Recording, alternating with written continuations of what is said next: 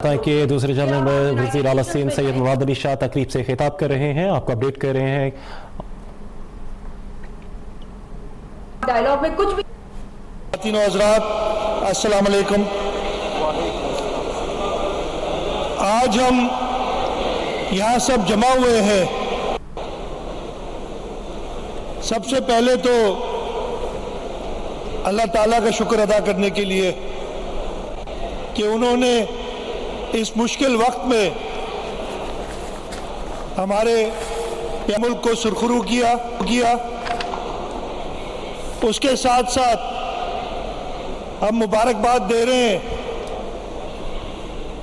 अपनी पूरी कौम को जो इस मुश्किल वक्त में एक शीशी पिलाई हुई दीवार की तरह मुल्क की हिफाजत के लिए खड़ी रही। हमारी बहादुर मुसल्लह अफवाज, पाकिस्तान आर्मी, पाकिस्तान नेवी और पाकिस्तान एयरफोर्स, जिन्होंने एक बार फिर ये साबित किया कि पाकिस्तान की दिफा के लिए वो हमेशा तैयार हैं और जो भी पाकिस्तान की तरफ मैली आंख से देखेगा वो उसकी आंखें निकाल देंगे। ये मामला शुरू हुआ 22 अप्रैल को। पहलगाम में एक इंसिडेंट हुआ, एक टेररिस्ट इंसिडेंट हुआ और पाकिस्तान पहले मुल्कों में शामिल था जिसने ना सिर्फ उसको कंडेम किया, उसके साथ साथ जो उधर लोग इंतकाल फरमा गए थे उनके लिए कंडोलेंस की और ये भी कहा कि एक इंक्वायरी होनी चाहिए कि पता चले इसके पीछे कौन है। लेकिन अब 22 अप्रैल से लेकर और आज तक जो हालात हुए हैं उससे साफ पता चल गया है कि पहलगाम का इंसिडेंट, मतलब ये सोचें कि इंसिडेंट के 10 मिनट के अंदर एफआईआर हो जाती है। 1 घंटे से कम में वो कह देते हैं कि जी इसमें पाकिस्तान का हाथ था। एक सोची समझी हुई साजिश थी और उसके बाद हिंदुस्तान, भारत के लीडरशिप जो है वो ऐलान करता है कि जी मैं सिंध ताश मुआहिदा ख़त्म करता हूँ। शिप जो है वो ऐलान करता है कि जी मैं सिंध ताश मुआहिदा ख़त्म करता हूँ, जो कि वो कर नहीं सकता, वो कुछ भी नहीं कर सकता। असल में ये साबित हो गया है कि वो कुछ भी नहीं कर सकता। जो चीज़ शुरुआती उधर से हुई थी जब उसने ये ऐलान किया और उसके जवाब में चेयरमैन बिलावल भुट्टो जरदारी ने कहा कि सिंधु में या तो पानी बहेगा या तुम्हारा खून बहेगा। इस बात को पूरी दुनिया से पाकिस्तान ने और पूरी दुनिया की तरफ से भी ये डिमांड आई कि जी पहलगाम वाक़ये की तहकीकात होनी चाहिए, लेकिन वो तहकीकात में इंटरेस्टेड नहीं था। वो अपनी जिल्लत और रुसवाई में इंटरेस्टेड था कि मैंने जलील होना है, मैंने दुनिया के सामने रुसवा होना है। सोच तो उसकी कुछ और थी, लेकिन जो अल्लाह ताला को यही मंजूर था कि वो जलील और रुसवा हो।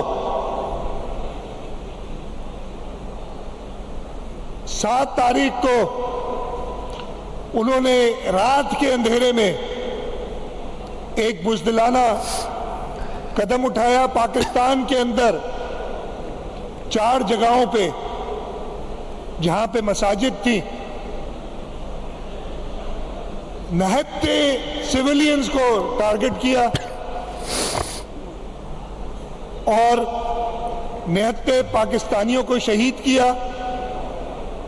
लेकिन उसका जवाब उन्हें उसी दिन मिल गया। उसी दिन हमारी पाक फजाइया ने, जो कि समझते थे कि जी भारत वाले कि हमने अब ये दुनिया का सबसे अच्छा तैयारा, जंगी तैयारा ले लिया है, लेकिन वो तैयारे के पीछे एक इंसान होता है चलाने के लिए, वो उनके पास नहीं था। और हमारे पायलट्स ने, हमारी एयरफोर्स ने, जो हमारे पास चीन की मदद से तैयारे हमने लिए थे उनसे, जो कि वो समझते हैं कि जो उनका राफेल था उससे बहुत ही कम स्टैंडर्ड के थे, 29 बालबन गिराया और एक Su-30। उसी दिन उन्हें समझ जाना चाहिए था कि ये जंग वंग उनकी बस की बात नहीं है, ये पूरी कौम अपनी फौज के पीछे खड़ी है और किसी भी तरीके से वो पाकिस्तान के ऊपर थोड़ा सा भी पाकिस्तान को नुकसान नहीं पहुंचा सकते, वो बाज ना आए। फिर हमने देखा अगले कुछ दिनों में पता नहीं एक और इजरायली टेक्नोलॉजी के ड्रोन्स फेंकते रहे हमारी तरफ और वो गिरते रहे। हाँ, उन्होंने कुछ नुकसान किया। हमारे सिंध में इस जंग का, इस भारतीय जारियत का सबसे पहला शहीद मुख्तार लगारी, जिसके वालिद अभी आए थे, मैं अगर ये कैमरा फोकस कर सकते हैं, उनके वालिद ने अभी अपने बच्चे की तस्वीर दी है। ये सिंध के अंदर पहला शहीद था जिसको हिंदुस्तान ने, भारत ने अपनी जारियत से शहीद किया। ये उसकी शहीद होने वाली तस्वीर है। और जो आपके सामने उनके बहादुर वालिद आए थे, ईदन लगारी, उनको भी ये आप देख सकते हैं। और मैंने जब वो ले रहे थे अपना अवार्ड तो उनका सीधा हाथ उठ नहीं रहा था, इसलिए कि उनको सीधे हाथ पे वो जख्मी हुए थे। 7 तारीख को ये होता है। उसके बाद सबसे मज़ेदार मेरे हिसाब में मज़ेदार ही था इन हाइंडसाइट, बल्कि उस वक्त भी मैं इस तरह था, 8 और 9 तारीख की रात मैं घर पे था, इधर सब खैरियत थी, कुछ ऐसा मसला नहीं था। तो मेरे एक वजीर का मुझे फ़ोन आया कि भाई ये तो हालात ख़राब हो गए हैं बहुत। मैंने कहा पता नहीं क्या हुआ है। कहते भाई मैं कभी नहीं देखता कि हिंदुस्तान के टीवी चैनल्स देखो। मैंने फिर वो अपना एक YouTube के ज़रिए लगाया एक चैनल, और एक ज़माने में मुझे थोड़ी सी तो उन्होंने लाइट अवे हंसी भी आ रही है। एक ज़माने में कुछ पाकिस्तानी एंकर थे जो बातें करते थे, तो मैं कहता था कि ये कार्टून नेटवर्क चलाते लोगों को हंसाने के लिए। तो उनके वो जो एंकर थे वो कोई कार्टून नेटवर्क चला रहे थे। मैं कराची में बैठा हूँ, पता चला कराची की बंदरगाह तबाह हो गई। अच्छा, इधर चीफ सेक्रेटरी साहब बैठे हैं, तो तकरीबन रात को 11 बजे के करीब मैंने इन्हें फ़ोन किया, भाई ये पता करो, मैंने सुना है कि लाहौर ये टीवी चैनल बता रहे हैं इनके हिंदुस्तान के, इंडिया के, कि लाहौर और सियालकोट बस ख़त्म हो गया। इन्होंने बात की दोनों कमिश्नर से, तो कुछ भी नहीं है। और तब हमें पता चल गया कि इनमें कोई दमशम नहीं है। ये जो मीडिया के थ्रू अपनी लोगों को गुमराह कर रहे थे, इसलिए कि वो उसके बाद पूरे भारत के लोग जो थे वो समझे कि शायद पाकिस्तान खत्म हो गया। अगले दिन हम वैसे ही चल रहे थे, और फिर अगले दिन जो फिर उन्होंने माफिया मांगनी शुरू की।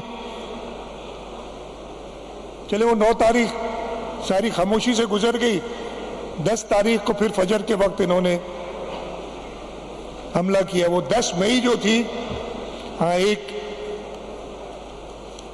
इस हिसाब से तो तारीखी दिन है कि उस जंग उस दिन हुई, बट वो कुछ घंटों में उन्होंने, हाँ, 2-3 फेंके अपने मिसाइल उन्होंने हर्ट भी किया, हमारे लोग भी शहीद हुए, उनका जिक्र भी करूंगा।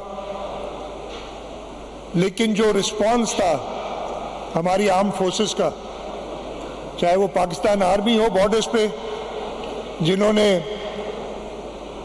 उनकी बॉर्डर पोस्ट को तबाह किया, उनकी ब्रिगेड्स को तबाह किया, ब्रिगेड हेडक्वार्टर्स को तबाह किया, या उनके फतह 1 और फतह 2 मिसाइल हो, जिन्होंने हिंदुस्तान की गालिबन 6 या 7 एयरफील्ड्स को मुकम्मल तौर पे नाकारा बना दिया, या हमारी एयरफोर्स के वो JF-17 थंडर हो जो कि उधर घुस के उनका जो एयर डिफेंस सिस्टम था जिसपे उनको नाज था उसको तबाह कर दिया। चंद घंटों बाद आपने उन्हीं टीवी चैनल्स पे, उन टीवी चैनल्स को तो फिर मैंने देखना छोड़ दिया था, वो जो इंटरनेशनल चैनल्स थे उस पे उनकी जो मिलिट्री की स्पोक्स पर्सन थी उन्होंने आके कहा कि जी अगर पाकिस्तान, हम बस करते हैं, ये दरखास्त करते हैं कि पाकिस्तान भी अब बस करे। कुछ घंटों में ये काम हो गया सारा। और उसके बाद आप सबने देखा अमेरिका के सदर, मतलब ये तो उनके साथ, उसके बाद मैंने देखा तो उनका एक जो, अगेन मैं देखता नहीं हूं लेकिन वो सोशल मीडिया पे आ जाते हैं, बड़ा नाराज हो रहे हैं। उनके अपने एंकर्स और उनके अपने लोग नाराज हो रहे हैं कि भाई नरेंद्र, तुमने सरेंडर करना था अगर तो ऐलान ट्रंप से क्यों करवाया। मतलब ये आप देखें, जो अपने आप को समझते हैं कि हम बड़ी ताकत बनने जा रहे हैं, उनकी भाग दौड़ भी वो ट्रंप के हाथ में है। ट्रंप ने आंखें दिखाई, लेकिन ट्रंप की आंखें तब काम आई जब हिंदुस्तान को, भारत को पाकिस्तान की अफवाज ने दिन में तारे दिखा दिए। हमने दिन में हमले किए, फजर पे शुरू हुआ और हमारा ऑपरेशन बुनियानुम मरसूस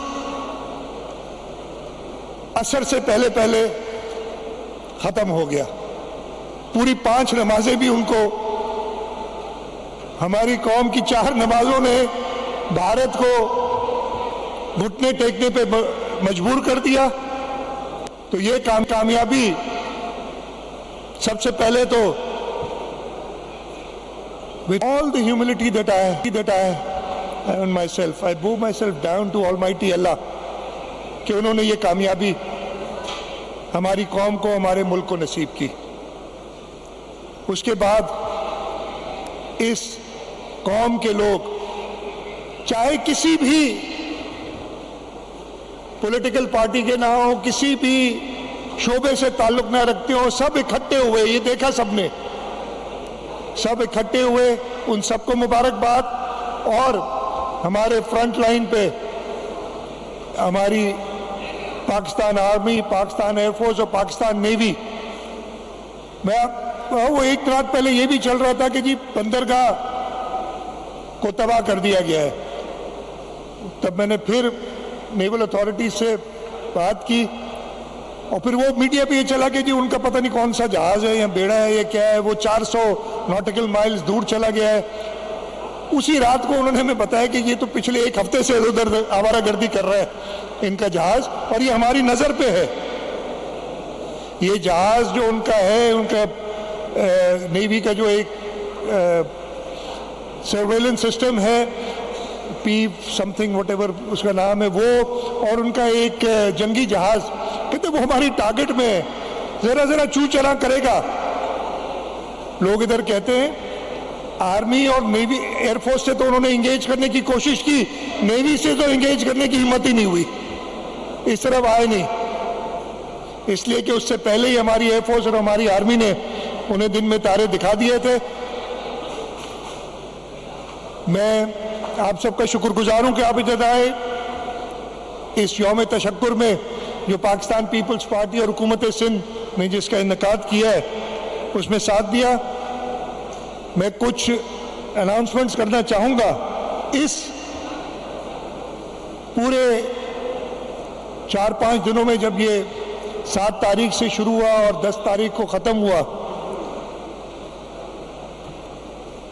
7 शहादतें हमारे सूबे में हुई हैं। 6 शहीद हमारे पाकिस्तान एयरफोर्स के जवान squadron leader Usman Yusuf, chief technician Aurangzeb, senior technician Najeeb, technician Farooq, senior technician Mubashir और सीनियर टेक्नीशियन मोहम्मद अयाज, ये शहीद हुए।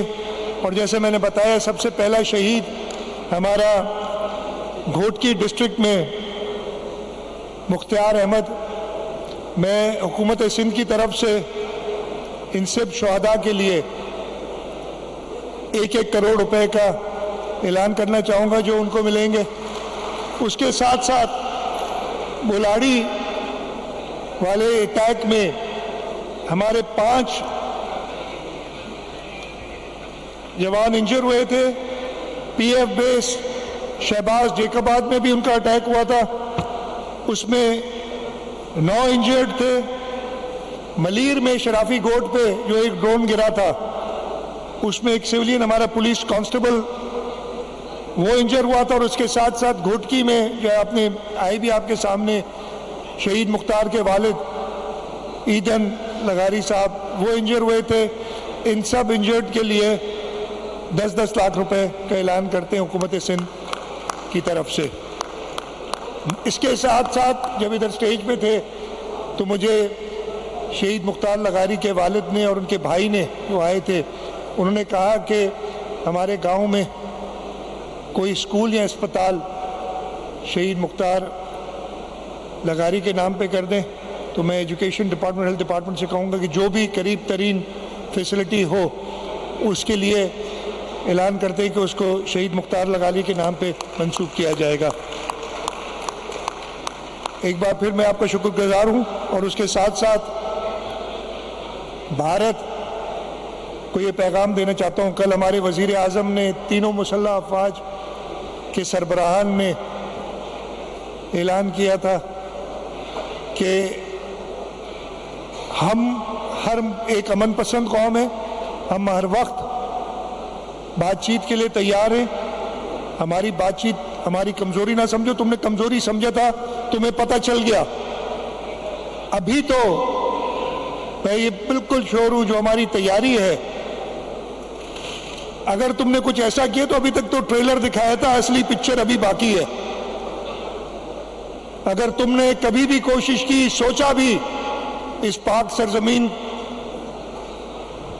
पे कोई नापाक कदम लेने के लिए, तो हम पूरी कौम अपने मुसल्लह अफवाज के पीछे खड़ी रहेगी।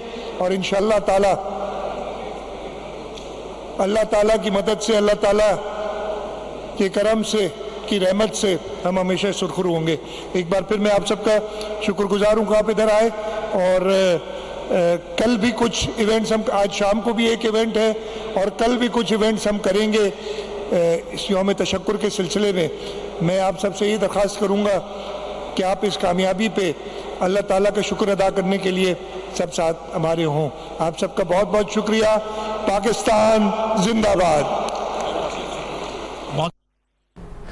आपको बताइए, कराची में वज़ीर आला सिंध सैयद मुराद अली शाह तकरीब से खिताब कर रहे थे। उनका कहना था कि 10 मई एक तारीखी दिन है, याद रखा जाएगा।